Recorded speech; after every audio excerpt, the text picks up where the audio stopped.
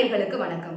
அதிமுகவோட ஒருங்கிணைப்பாளர் ஓ பன்னீர்செல்வம், இணை ஒருங்கிணைப்பாளர் எடப்பாடி பழனிசாமி, இந்த 2 பேருக்கும் நடுவுல இடையே இருக்கிற மோதல் வெளிப்படையான அடுத்த கட்ட காட்சி நவம்பர் 1ஆம் தேதி பசும்பொன்லையும் மதுரையிலையும் அரங்கேறி இருக்கு. தேவர் குரு பூஜைக்கு பசும்பொன் போகாத ஓ பன்னீர்செல்வம் நவம்பர் 1ஆம் தேதி தென் மாவட்ட அதிமுகவுடைய தென் மாவட்ட நிர்வாகிகளோட பசும்பொன் போனாரு. அது மட்டும் இல்லாம மதுரையில தென் மாவட்ட நிர்வாகிகளோட ஒரு ஆலோசனை கூட்டத்தையும் நடத்தியிருக்கிறாரு. இந்த ரெண்டுமே எடப்பாடி பழனிசாமியோட தரப்பை அதிர வச்சிருக்கு அப்படின்னே சொல்லலாம். கடந்த செப்டம்பர் 1ஆம் தேதி ஓ பன்னீர்செல்வத்துடைய மனைவி விஜயலட்சுமி அம்மையார் உடல்நல குறைவால காலமானாங்க. இந்த நிலையில ஓ பன்னீர்செல்வத்துடைய குடும்பத்துல ஒருத்தங்க காலமான அந்த 60 நாட்களுக்கு கடைபிடிக்க வேண்டிய சம்பிரதாயம் ஒண்ணு இருக்கு. அதனால தேவர் குரு பூஜை நடக்கிற தேவர் நினைவிடத்துக்கு ஓ பன்னீர்செல்வம் வரல. இந்த நிலையில அந்த கட்டுப்பாடுகள், அந்த 60 நாள் கட்டுப்பாடு அக்டோபர் 31ஆம் தேதியோட முடிவடைந்த நிலையில நவம்பர் 1ஆம் தேதி பசும்பொன்க்கு போறதுக்கு ஓ பன்னீர்செல்வம் திட்டமிட்டாரு. இதையடுத்து தென் மாவட்ட அதிமுக நிர்வாகிகளோட ஓ பன்னீர்செல்வம் ஆலோசனை நடத்தினாரு. பன்னீர்செல்வத்தோட மதுரை மேற்கு மாவட்ட செயலாளர் ஆர்.பி. உதயகுமார், மதுரை மாநகர் மாவட்ட செயலாளர் செல்லூர் கே. ராஜு, முன்னாள் அமைச்சர் அன்வர் ராஜா, மதுரை கிழக்கு மாவட்ட செயலாளர் ராஜன் செல்லப்பா, திண்டுக்கல் மேற்கு மாவட்ட கழக செயலாளர் நத்தம் விஸ்வநாதன், ராமநாதபுரம் மாவட்ட செயலாளர் முனுசாமி மற்றும் சட்டமன்ற உறுப்பினர்கள் பெரிய புல்லான், ஐயப்பன், அதிமுக வழிகாட்டுதல் குழு உறுப்பினர் கோபாலகிருஷ்ணன், மதுரை மாவட்ட கூட்டுறவு வங்கி தலைவர் எம்.எஸ். பாண்டியன் மற்றும் முன்னாள் சட்டமன்ற நாடாளுமன்ற உறுப்பினர்கள்னு ஓபிஎஸ் கூட அணிவகுத்து போனாங்க. அது மட்டும் இல்லாம எடப்பாடி பழனிசாமியை கட்சியிலிருந்து நீக்க வேண்டும் அப்படின்னு சொன்ன காரணத்துக்காக அதிமுக இருந்து நீக்கப்பட்ட சிறுபான்மை மாநில அணி துணைத் தலைவர் பஷீர் பசும்பொன்ல ஓ பன்னீர்செல்வத்தை சந்திச்சு வாழ்த்து பெற்றிருக்கிறாரு. அப்போ ஓ பன்னீர்செல்வத்தோட கூட வந்த நிர்வாகிகள் இதை ஆச்சரியமா பார்த்திருக்காங்க.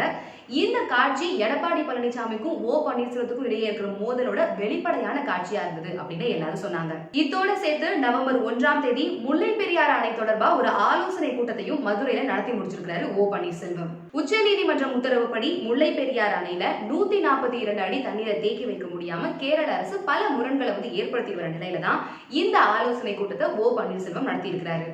இந்த ஆலோசனை கூட்டத்துல ஓ பன்னீர்செல்வம் பேசும்போது கேரள மாநிலம் இடுக்கி மாவட்டத்தில் இருக்கிற 100 ஆண்டு பழமையான முல்லை பெரியாறு அணையில 142 அடி தண்ணீரை சேர்த்து வைக்கலாம் அப்படின்னு பயங்கர சட்ட போராட்டத்துக்கு பிறகு முன்னாள் முதல்வர் ஜெயலலிதா நமக்கு அனுமதி வாங்கி கொடுத்திருந்தாங்க.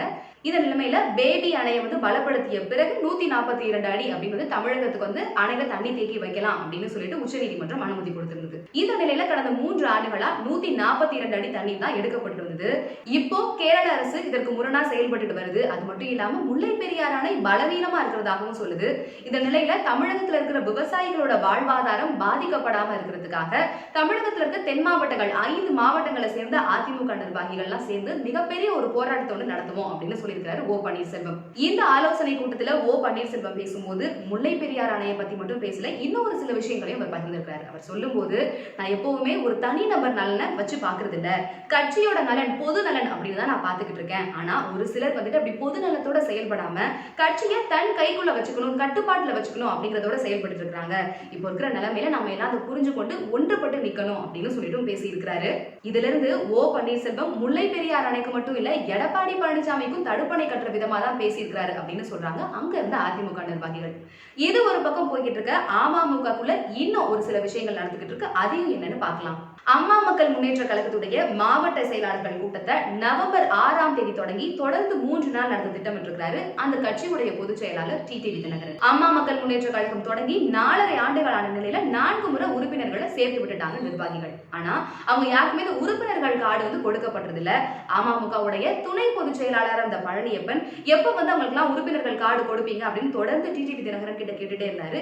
இதுக்கு டிடிவி எந்த பதிலும் சொல்லல, உறுப்பினர்கள் கார்டையும் கொடுக்கல. அதனால அதிருப்தியில இருந்த பழனியப்பன் அதற்கு பிறகுதான் திமுக போய் இணைஞ்சாரு. இந்த நிலைமையில அதிமுகவோட பொதுச் செயலாளர் நான் தான் அப்படின்னு சசிகலா சொல்லிக்கிட்டு இருக்காங்க. அதிமுக கொடி வச்ச கார்ல சுற்றிட்டு வராங்க. அது மட்டும் இல்லாம கல்வெட்டுகள்ல கூட அதிமுக பொதுச் செயலாளர் அப்படின்னு தான் குறிப்பிட்டிருக்காங்க சசிகலா. அது மட்டும் இல்லாம பசும்பொன் அங்க தேவர் குரு பூஜைக்கு போகும்போது கூட அதிமுக சார்பா கலந்துக்கிட்டு வந்ததா தான் காவல்துறை கிட்ட அனுமதி பெற்று பசும்பொன்னும் போயிருக்காங்க. இந்த நிலைமையில அமமுகவுடைய பொதுச் செயலாளர் டிடிவி தினகரன் 94 மாவட்ட செயலாளர்கள் மற்றும் நிர்வாகிகளோட சேர்த்து நவம்பர் 6, 7, 8 அப்படின்னு 3 தேதிகள்ல இந்த ஆலோசனை ஆலோசனை கூட்டத்தை நடத்துறாரு. ஆலோசனை கூட்டத்துல என்ன விவாதிக்கப்பட இருக்கு, எதுக்காக இந்த ஆலோசனை கூட்டம் அப்படின்னு அமமுகவுடைய துணை பொதுச் செயலாளர் ரங்கசாமியை தொடர்பு கொண்டு கேட்டோம். அவர் நம்ம கிட்ட சொல்லும் போது அடுத்து பேரூராட்சி, நகராட்சி, மாநகராட்சி தேர்தல்லாம் வர இருக்கு, அதுல போட்டியிடுறத பத்தி ஆலோசனை நடத்துறதுக்காக தான் இந்த கூட்டம் நடத்தப்படுது அப்படின்னு தெரிவிச்சிருந்தாரு. அப்போ நம்ம அவர்கிட்ட உறுப்பினர்கள் கார்டும் கொடுக்கப்படலையே, அதுக்கு என்ன காரணம் அப்படின்னு கேட்டோம். அதுக்கு அவரு அதை பத்தியும் இந்த கூட்டத்துல விவாதிக்கப்படும் அப்படின்னு சொல்லியிருக்கிறாரு. அதிமுகவோட அமமுகவை இணைக்க இருக்கிறதாலதான் இன்னும் உறுப்பினர்கள் கார்டு கொடுக்கப்படலையா அப்படிங்கிற கேள்வியையும் முன்வச்சோம். இப்ப வந்துட்டு சசிகலாவை எல்லாரும் ஏத்துக்கிட்டாங்க, அடுத்து வந்துட்டு அதிமுகவோட அமமுகவோட இணைப்பு எப்போ அப்படிங்கறத பிறகு பார்க்கலாம் அப்படின்னு நம்ம கிட்ட பதில் சொல்லியிருக்கிறாரு ரங்கசாமி. இது பத்தி அமமுகவுடைய மாவட்ட செயலாளர்கள் சில பேர் கிட்ட நம்ம விசாரிச்சு பார்த்தோம். அவங்க நம்ம கிட்ட சொல்லும்போது சசிகலா இப்போ புல் வேகத்துல அரசியல்ல இறங்கிட்டாங்க, அதிமுக இருக்கிற பல முக்கிய நிர்வாகிகள், முன்னாள் எம்எல்ஏக்கள், எம்பிக்கள் அப்படின்னு பல நிர்வாகிகள் சசிகலாவோட தொடர்புல இருந்துட்டு வராங்க. அதனால விரைவில் அதிமுகவை சசிகலா கைப்பற்றுவாங்க. அதுக்கு பிறகு வந்துட்டு சசிகலா வந்து சுற்றுப்பயணம் வரும்போது அங்க இருக்கிற நிர்வாகிகள் எல்லாம் அதிமுக கூடிய தான் தூக்கி பிடிச்சு நிற்பாங்க. எடப்பாடி பழனிசாமி வேணும்னா கொங்கு மண்டலத்துல ஒரு கட்சியை தொடங்கிக்கிட்டோம் அப்படின்னு சொல்றாங்க. அவங்க என்ன நடக்க போகுதோ தொடர்ந்து நாம பார்க்க தான் போறோம். அதுக்கு இந்த வீடியோவை லைக் பண்ணுங்க, ஷேர் பண்ணுங்க, மின்னமலம் யூடியூப் சேனலுக்கு சப்ஸ்கிரைப் பண்ணுங்க.